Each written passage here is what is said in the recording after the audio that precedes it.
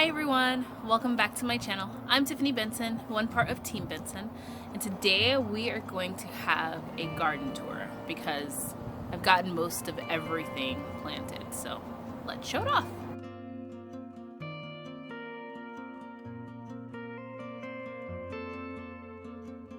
Alright guys, so we are going to start from the front up here and work our way all the way back. My garden has a bajillion plants in it for such a small space, but I'm going to do a big kind of like view of it so that you guys can see it. So just so that you guys can kind of see for reference, this is how much space, starting over there, this is how much space my garden is working with. So I really want to let people kind of realize that you're going to be able to grow a lot in a small space. I don't have a big space at all, but I can fit a lot of plants in there because I've planted them smartly. So first up guys, this is my herb bed. Now I wanted nothing more to like have this completely grow in, just really thick. But then I was like, you know what? I hate for things to be unkept. So I'm gonna come in here and I'm actually gonna harvest these and start drying a lot of them. So I'm gonna cut all these back, especially this chervil. It has grown completely wild. Okay, look guys, if you see over there in the corner, the lizards are starting to come out. They are what eat all of the pesky little bugs. But I have some sweet marjoram, some oregano, chervil. The thyme is doing really well. The rosemary is starting to perk up a lot, and so is the parsley and the sage. So the additional sun that this bed is getting, it's really starting to perk up. The only thing that is not really happy is the garlic chives. So I'm actually going to be taking these out, and basil's going right there. Guys, this herb bed has been an absolute lifesaver because I've actually decreased our grocery bill by not buying bottled seasonings, which are very expensive, especially when you're wanting to get herbs in like dried form. I have all of these are going to be enough, and I've been drying them kind of as I'm going to as well and as they're growing. And when you cut an herb, it kind of branches out into like two different branches, pretty much is what it does, like it bushes out. So I've been able to dry a lot of these as like full bottles. So I'm going to have a lot of these herbs once the season is done, and they're not going to survive like the really hot heat. So this lettuce tower actually did really well. I packed it with all different types of lettuces and then also some onion chives down there, but look at how pretty all of these are. This is going to be something that I'm going to come in and harvest probably in the next video coming up. I'm going to harvest and cut this back really far back, and then on this side I have some of the newer ones that are kind of still coming in so that I have kind of like a rotation with them. So on my herb wall I have some thyme. Those two are going to get basil put into them, and I have some mint that is really starting to fill out. This is the time for mint for me to start harvesting it and kind of drying it so that we can have a lot of mint for the fall and the winter, and also some of the summer too as well, but until it kind of grows back in the fall. So down here guys, if you don't get anything for your green bed, get yourself a row cover. This is beautiful. Look at these leaves guys. These leaves are almost in like pristine condition, like no bug damage, no nothing, and it literally is just because I have this row cover over them. Like they're staying in really good health. So over here I have some spinach, and then I have some lettuce, romaine, and a Jericho. I have some Georgia collards right here in the middle. And then I have some mustard greens that are bolted, so I'm going to be picking those in my next harvest video and just drying those leaves. Those ones I put in pretty late. And then I have some Swiss chard here looking beautiful. And then I have some kale. I have cabbage that we have been making cabbage wraps with the big leaves around. But I think this might be the year that I get a complete head of cabbage. So I'm fingers crossed for this one that I'm going to get a big head of cabbage. And then I have another Swiss chard behind it. Over there, tucked over there, is the artichoke. And then these are the tomato plants that I'm going to up pot because they need to come out of those little containers that they're in, but I'm not ready to put them in the ground yet. And then my carrots are really looking nice. Still no roots because carrots take forever to root up. And I have the bok choy that I'm going to harvest as well because, as you can see, it has already started flowering. So I'm going to pull all these out in my next harvest video, and beans are going to go in here. And then in this little one, these are some of the new ones that I just planted. These are all ground cherry tomatoes. So I have this going that is new. And then this is one of the old ones. I have all of the spinach that I'm going to come in and grab in the next harvest video, as well as some of the parsley I'm going to start drying. And then over here, I have some random things. I have a Jericho lettuce. I have one turnip green. And then these two, I'm not really sure what they are, but I kind of think that they are a purple kohlrabi. But we will see. I thought that they were turnip greens, but they're coming out purple looking. So sometimes I can be the queen of planting something and then not tagging it correctly, or just tagging it and then losing the tag. So then therefore I have no clue what it is afterwards. But you know, it's like fun. It's like gardening roulette. So over here I have my first bright red tomato on my bush tomato plant, which I will also be getting in the harvest video.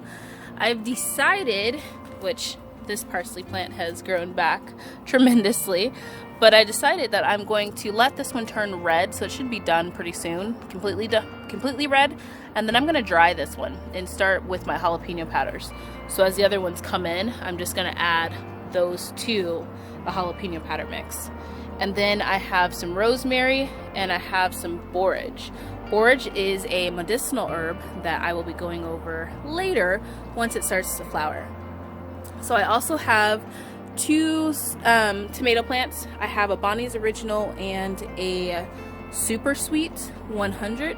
And the Super Sweet gives me these really cool little tomatoes like this. And then the Bonnie's 100 gives me the one right down there. And then I'm going to start putting these basils in the ground. I haven't put them in there yet. They're still in their little container. I want to put a little bit more compost in here just because these Bonnie's Originals are coming out kind of small. And I think that that's a sign that it needs a little bit more calcium and a little bit more compost. And then I have a rhubarb that might actually do something. I forgot about it. I was going to take it out, but now it's there. I have an eggplant over here as well as some chives in the back, and then up above I have a stevia, and then my orange poppies are starting to make their debut.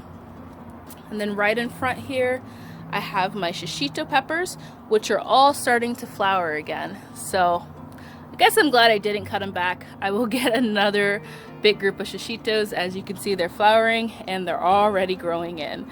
So we're gonna let those continue to grow. And then my eggplant here is starting to flower too as well.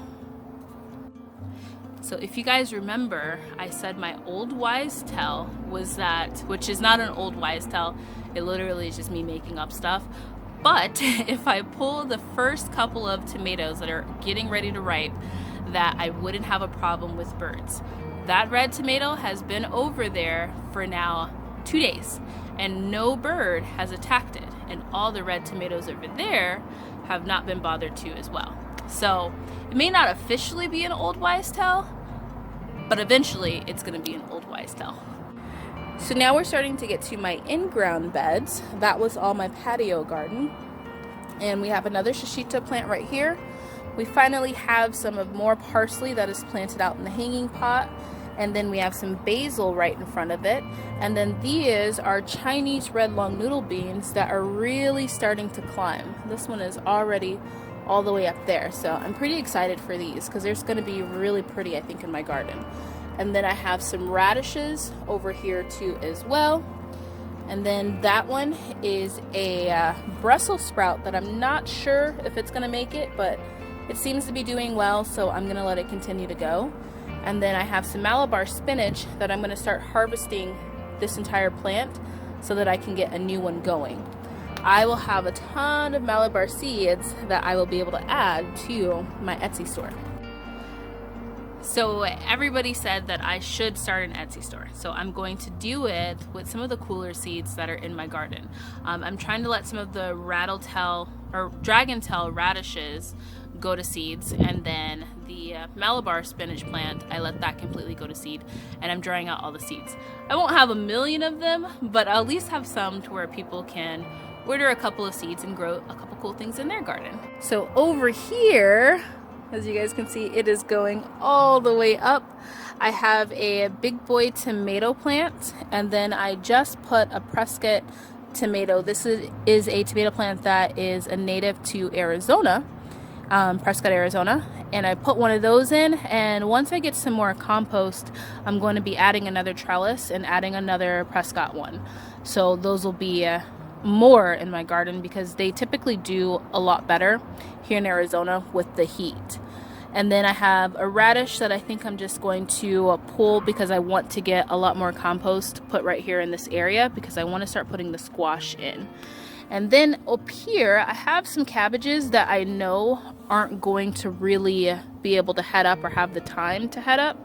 But what my plan is going to be to harvest all of the leaves so that then I can add them to my green powder.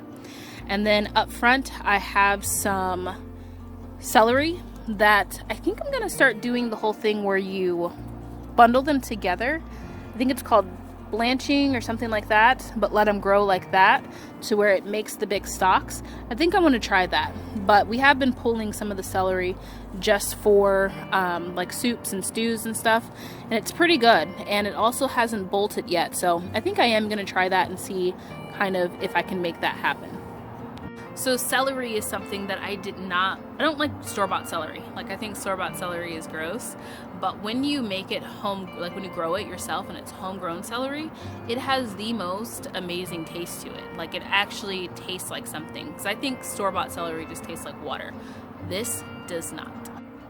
So over here I have some yellow bell peppers, which I've just been waiting patiently. If you guys can see in here, there's one here and then one big one down there too as well.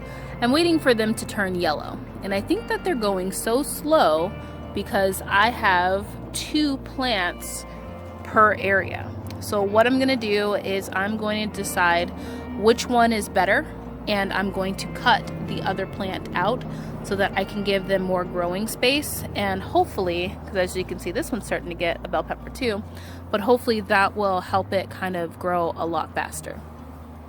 So over here I have some snow peas, which are climbing quite nicely and putting off some amazing snow peas at this point. Now over here, guys, have you ever seen a tomato plant go this crazy? This tomato plant did fantastic. It's growing tons of tomatoes. As you can see when we get close up here, look at all of these tomatoes on this plant. Like, there's so many tomatoes on it, but it literally got the size of a tree. And which is crazy because these tomato plants is literally held up by 2 mighty crops and some stakes. So if you guys haven't gotten your mighty crops, I will put a link down below because you can get 10% off. But this is insane. I am so excited for these tomatoes, and these tomatoes are amazing. Still don't know what kind they are, but they are amazing. They taste really good.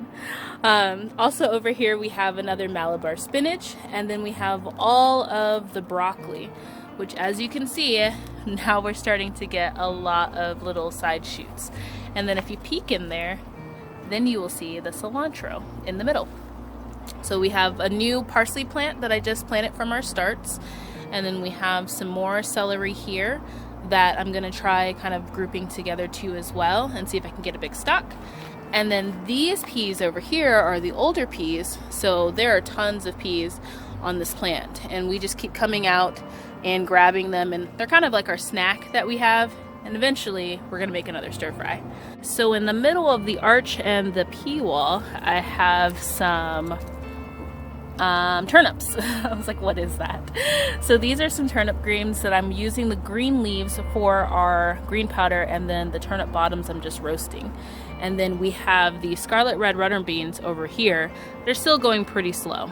So if they don't speed up, I'm going to cut them out and put some Kentucky Wonders. Now guys, over here, this is my worm bin that I just topped it off with a lot of the actual dirt from the old planters. And as you guys can see, the dirt is really, really dark.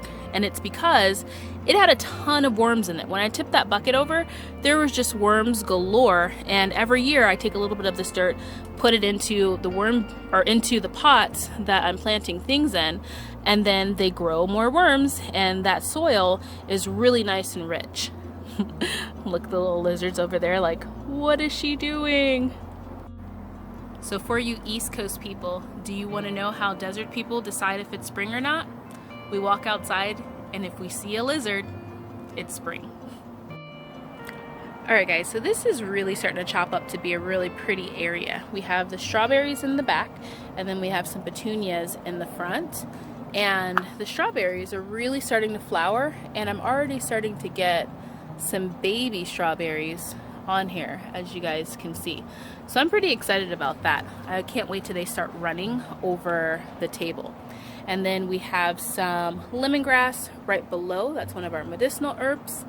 And then over here we have more radishes in the middle. We have the catnip getting overtaken by the radishes. We have a toothache plant right here. And then over there we have some chamomile and some hyssop in the corner. So the plan is to let those radishes completely grow out and then pull them and start planting some of the medicinal herbs that I'm going to be starting here coming up probably within the next day or two. And I'm going to keep that bed as full as I can with medicinal herbs, and then the rest of the planter pots that I have open that don't have radishes in them, I'm going to put medicinal herbs in there so that I can have a lot of medicine for my medicine cabinet. And here's the wild dill all over again.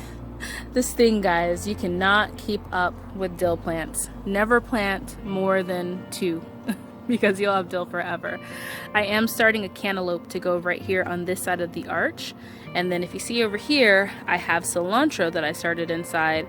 That the cilantro in the broccoli bed isn't getting enough sun, so I started another little batch of them so that we can have more cilantro because we love tacos. And then I have my dragon tail radish. These are so beautiful, and they're actually so tasty. So I love having them grow here. And I just think it's really pretty. They kind of held themselves up with these tomato cages from the Dollar Tree and just have been growing really, really well. Now if I go over here, there's another cilantro right there. And then I have more celery right here.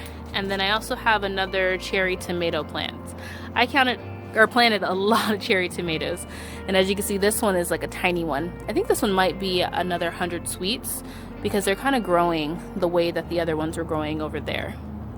But once again, I don't know because I lost the tag on this one.